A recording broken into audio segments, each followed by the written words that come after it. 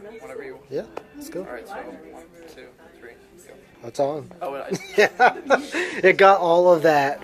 great. Alright. I'll Welcome edit it. everyone to the fourth Tuesday Barnes & Noble Poetry Reading. I am your host, ZM Wise. Tonight's featured reader is right here, Mr. Weasel Patterson of Weasel Press. He is a degenerative poet and also author of books such as A Warm Place to Self-Destruct and Ashes to Burn. He'll be talking about his new work in both poetry and prose. Without further ado, here he is to astound you in the flesh, Weasel.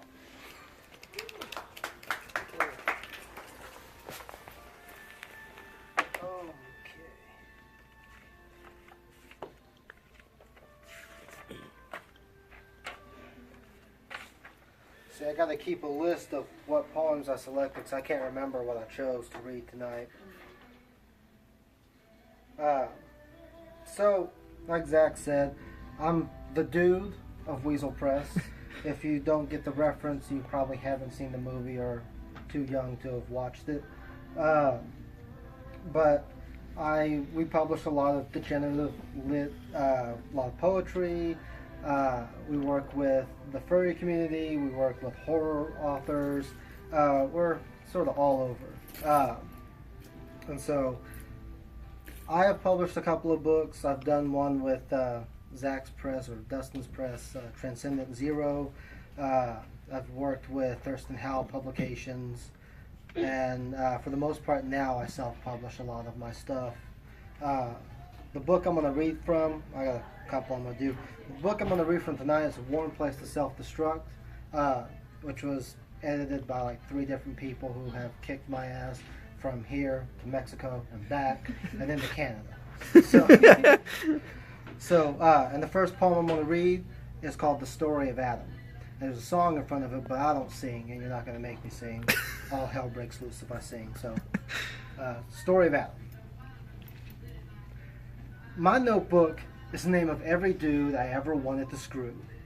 Slowly diminishing, turning lust-driven thinking into handwritten bullets about getting close to living with your addiction.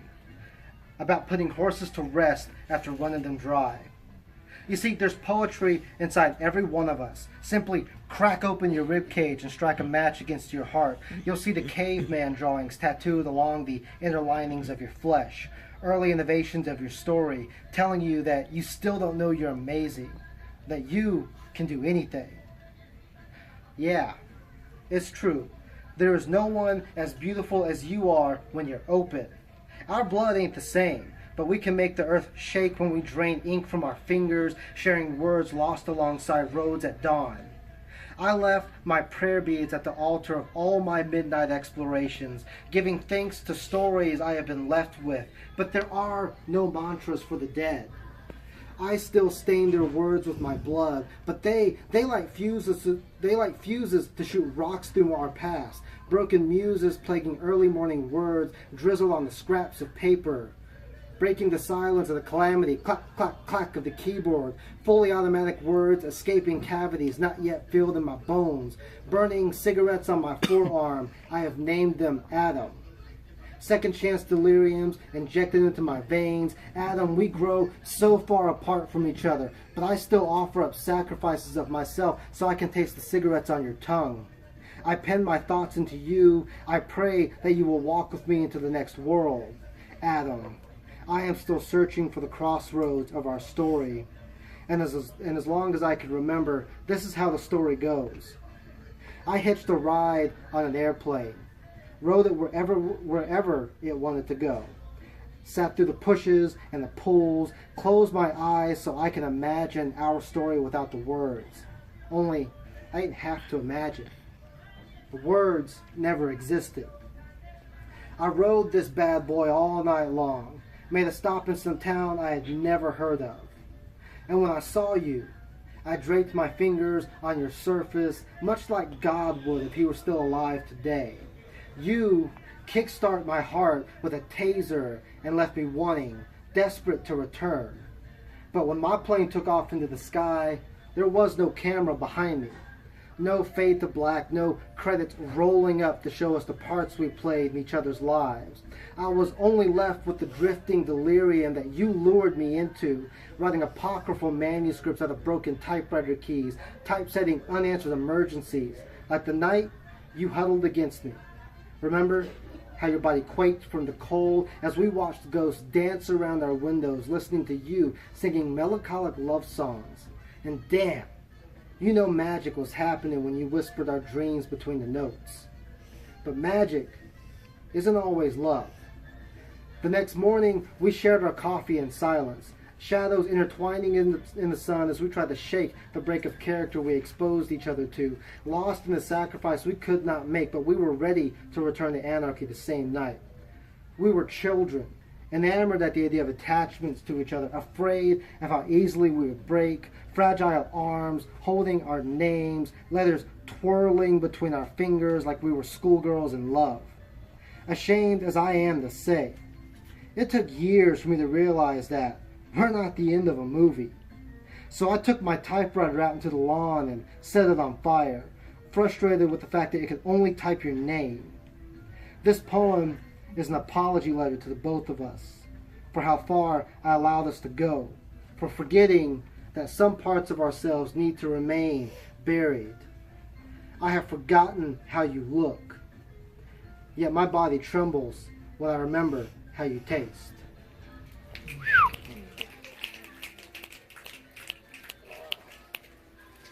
So, I got a new book coming out next month, and I'm actually going to use the Weasel Press label for this one. I've gotten approval from my team. I don't normally like to use my own label for my work due to funding issues and other things that become mixed with it, but very happy about this. It's going to be illustrated. It's going to be a fun book called We Don't Make It Out Alive. You see, the past couple of years I've been fighting a massive fit of depression. The last book, A Warm Place to Self-Destruct, were the early stages, and this next book dives further down into a lot of dread, a lot of suicidal thoughts. It actually captures what it feels like when I wanted to go to that place. So it's a gritty book. It's not a pretty book. Definitely ain't pretty. But it's going to be a good one, I think. And so the poem I'm going to read out of it is about a conversation I had with a waitress. It's called Existential Crisis at Denny's. Existential? Yeah. Took me a second. Stopped me for a second. The waitress tells me she used to own a cow. She called it Freezer because that's where it went when it died. When she says it's the meanest animal she ever owns, I tell her over cold eggs and soggy toast that the art of dying is like growing a backbone. It's not how you die that makes the foundation. It's knowing that the other side is 2 feet away and that you'll have to travel light when you cross.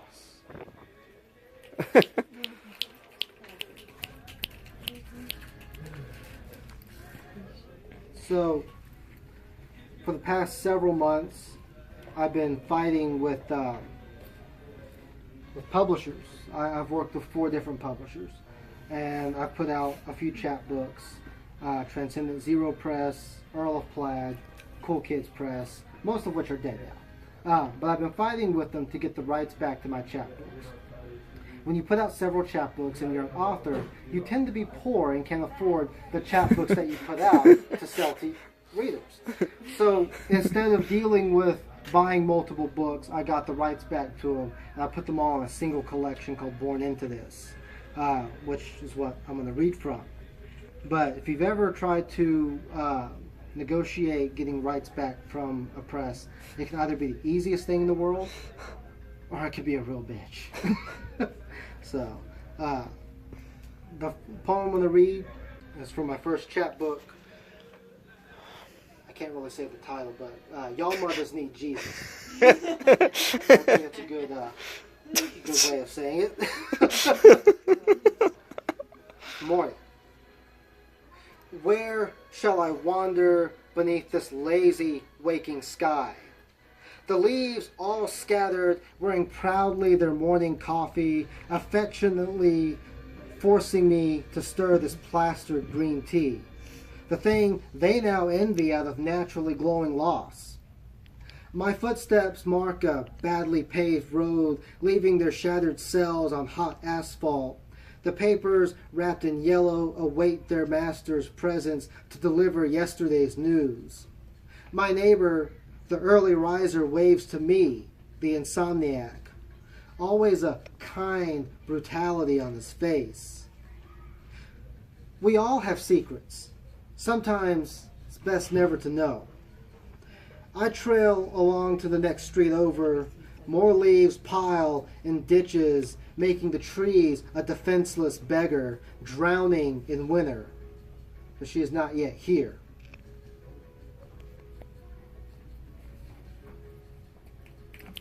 It's that awkward moment when you don't know if a poem is So there's a holiday coming up. I wrote this several years ago, called Easter.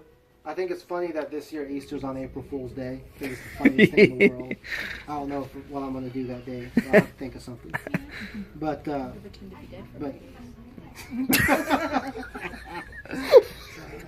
like that.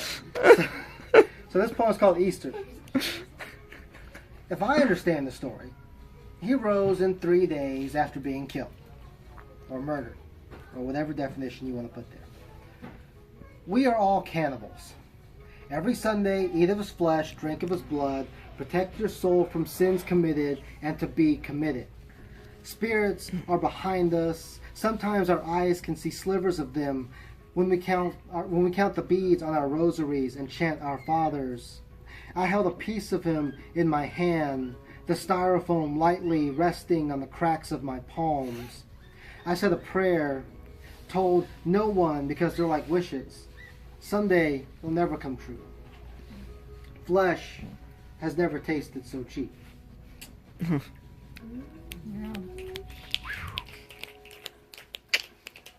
Alright. This next one is, and that poem was from my book Ashes to Burn, which was done by you guys, which I think is still in print. I don't think you guys have taken it down yet. I gotta get with Dustin on that. No. It's gonna go down eventually. So if you want that one, get it now. And this is called The Sky is Aimless. It's from a book called The Hellenside. The Hellenside's actually a small quotation from a Buddy Wakefield poem. And if you've never read Buddy Wakefield, I highly suggest that he's probably one of the greatest poets, greatest living poets at least. There's several up for that, but Buddy, he punches you in the face every time you read. So. But this is called The Sky is Aimless. Uncle Jack nestles along my tongue, soothing watered-down visions of tow trucks and past-due cars. I use the notices as coasters to keep from wasting paper. You can tell a repo driver anything, but their souls are fully invested in their jobs. That's all you can ask of them. The sky is aimless tonight. Its silence soaks up shivers of the next morning as I wriggle out the final drop of unspoken prayers. There's strange days ahead.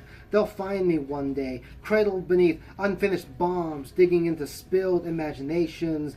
They're only obscured by time because words age faster than we do. The sun will rise again tomorrow. That abyss will never have existed. Addiction will have been burned away, and he'll be another momentary lapse of understanding. The paradise not yet reached. Where am I at? Almost halfway through. Then you guys can kick me out. Alright, so as I mentioned before, my book, A Warm Place to Self-Destruct, is sort of the beginning stages of depression, as I define it. And there's several reasons for that, and a couple of the poems here, you'll kind of get an idea. Let's see here. The first poem I'm going to read from this one is, if I can find it. That's the problem with poetry is you can't always find what you want. Okay, so we wore our affection to dinner. It's dedicated to my mom. When I came out as gay, I didn't hang my human self in the closet. I opened the door hoping to be normal. You told me mothers know their children, said that you were happy to see the costume peeled from my skin. And I thought for a moment happiness exists. And I felt it. But there's a liminality to cracking yourself open. A brief pause in the mundane cycle where all our wrongs come back. Skies hauled your grief as I told you I was marrying a man. You stood in my driveway, a woman of God reborn, sorrow falling with the rain. When you got in your car, I could see your mask crack, your emotions too provoked to keep from throbbing as you left.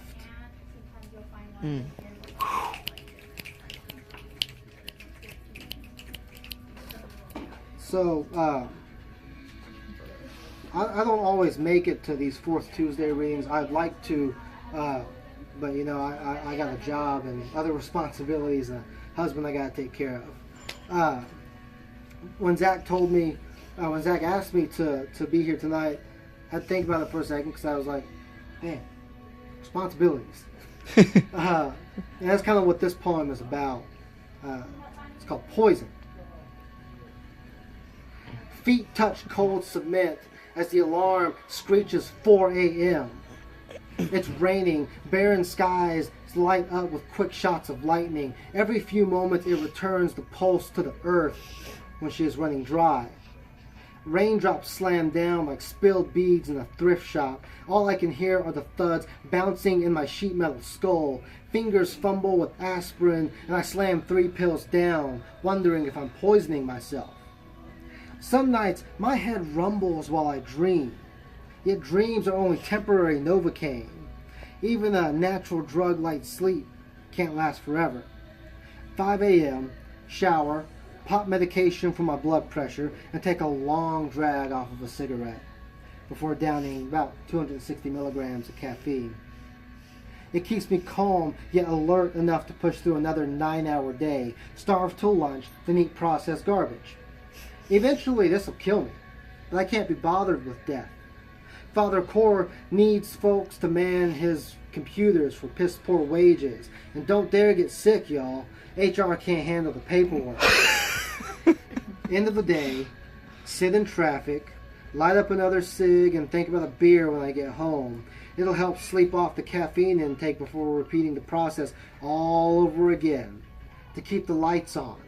To be distracted by cable news reporting fluff pieces and political opinions that I've stopped finding interest in. Before I sleep, I imagine what it would be like to just drive off, to be nameless and on the road, but all roads crack as you wake. Yeah. Yes, indeed.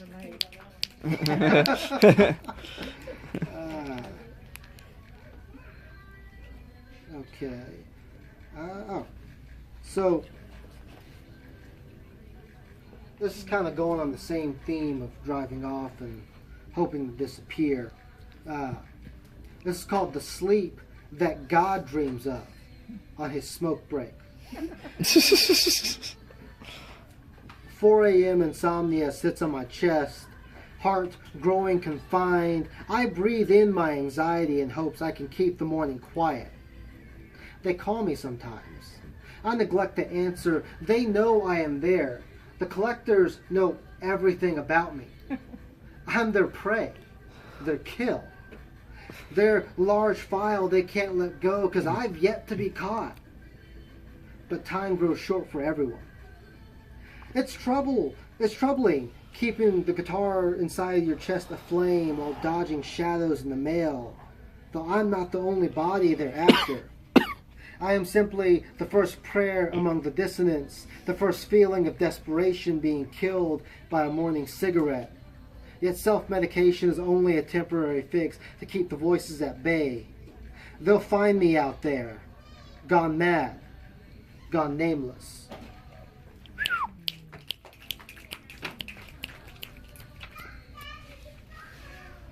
Got enough for 3 more, or? Sure. Yes, please. All right, all right.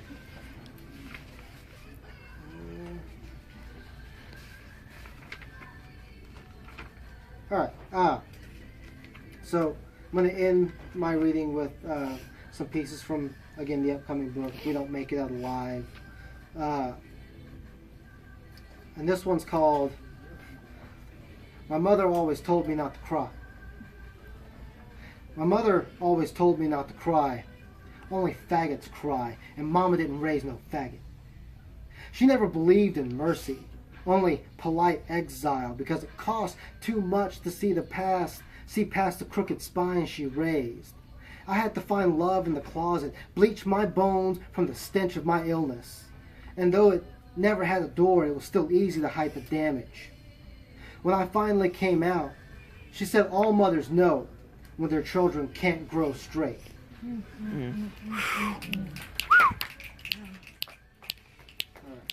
I don't know how many people can answer this question, but I'm going to see anyways.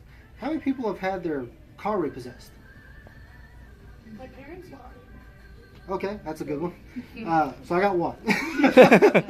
Normally I get like 5, sometimes 10, depending on the reading. Never 1. That's good. Don't ever get your car repossessed.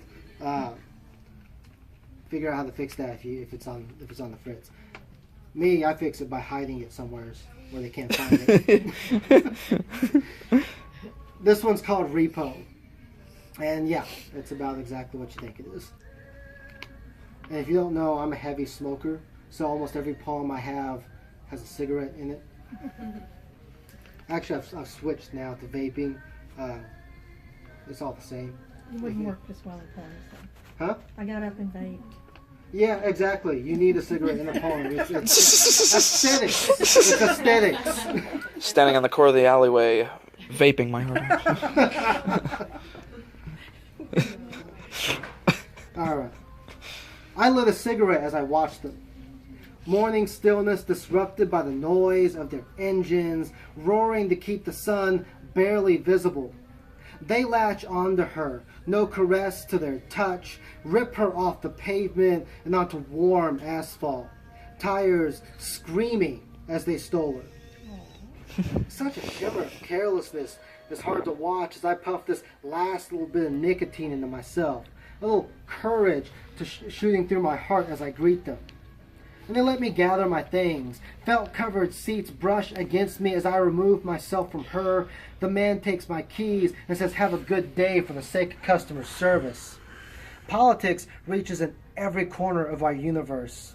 A little politeness is just a part of living. My things and I, we gather on the side of the road as we all watch them drive off, solemnity dissolving. Alright, I'm going to end this one. Don't read too much into the title. I'm going to end this one on a poem called Wet Dreams. It's dedicated to my husband. You knew who I was when you met me, so don't be mad. What? He'll get it when he sees the video. Oh, gotcha. We stood under fizzling street lights, asking for blessings on sins we were prepared to commit. Hands crawled up my heart, beast vibrating, ready to erupt underneath cold fingers. Smoke lingers as he takes me to see God, to learn to forget myself. We all carry wisdom inside us, designing our own micro-catastrophes while etching solutions inside our flesh, so we never have to realize that most answers lie within us. He is my seductress, though he has aged. On nights I couldn't cope, he became temporary cotton balls to fill cavities created from addiction. He is not lasting. Only a few cheap thrills that lack the ability to repair me. Only there until morning, until I call on him to return. Yeah.